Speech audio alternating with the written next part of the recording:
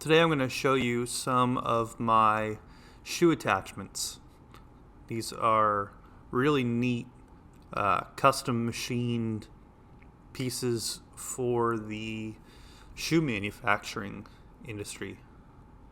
There's a few of them here. They each have a different function, so this is the one I just had in my hand. This is a really cool binder from Atheberge in Auburn, Maine. All machined by hand, really interesting. It actually has two screws that allow you to move the binding fingers in and out. So this would probably be able to bind something like 1/4 of an inch up to 3/4 of an inch. I'm not sure, I haven't tested it. That's just a guess. We can focus here. So it's the Burr Sewing Machine Company, Incorporated, Auburn, Maine. Part number 181 from their catalog. It'd be cool to find an old Atheberge catalog. Here's another piece. I think this is from the same manufacturer.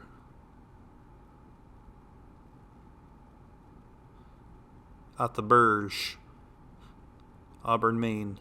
So this is another type of binder that's incorporated onto a slide plate. It looks like it's a 1/2 inch 1/2. Really neat. You can see all the hand brazing work.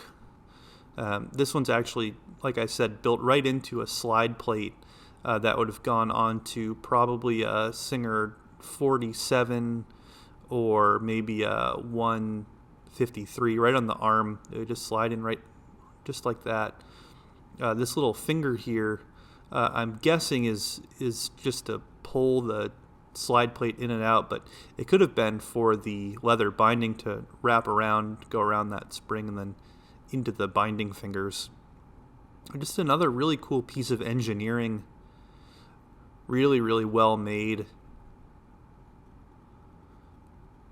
I love to see it.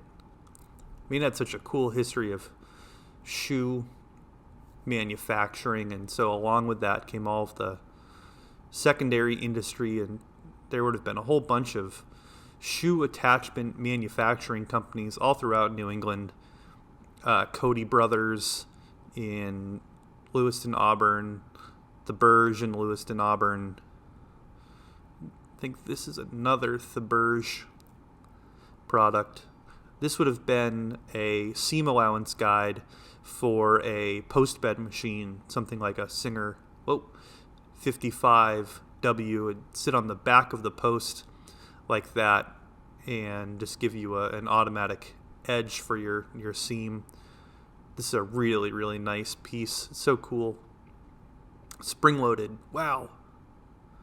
I guess that would have made it a little bit easier and faster for the machine operator when they were finished sewing their run of stitching to just pop the seam guide back and then pull their workpiece through the throat of the machine. Super cool. A handful of little adjustments for the seam allowance and putting it in just the right place. So this is, let's see there, part number 152 SRM, the Burr Sewing Machine, Auburn, Maine. This is my favorite of all the pieces that I have, made by Dan Ray in Haverhill, Massachusetts. I think that shop is still around as a machine shop, but I doubt that they're doing anything related to the shoe industry. So this is a 1/2 inch binder with a cutter attached so that you could get a nice, sharp, flat, even cut on your leather binding as you are finishing your stitch line. You can see here on the bottom this really nice brazing line where they would have used brass fill rod as solder or weld to finish the part there, attach the multiple pieces. I assume that everything on this probably would have been handmade with the exception of maybe the screws and the springs. This is super cool. So this is a slide plate that would have gone onto a cylinder arm machine, probably above the hook and bobbin assembly.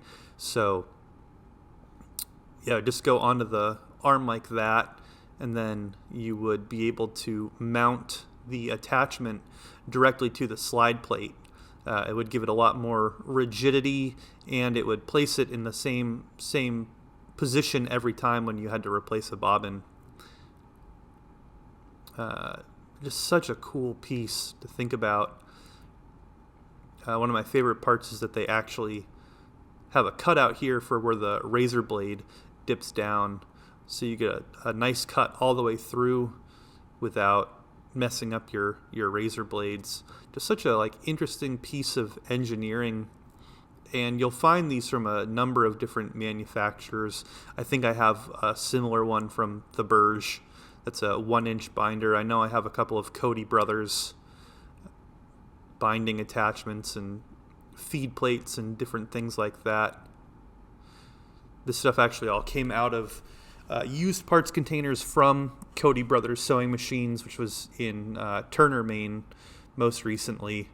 But it's just a neat look into what was a huge industry. I think that there used to be something like 50 or 75 shoe manufacturers in the Lewiston, Auburn area alone. I think in downtown Lewiston there were 50. Now the only ones who are left are Cote and Rancourt, Easy Mock.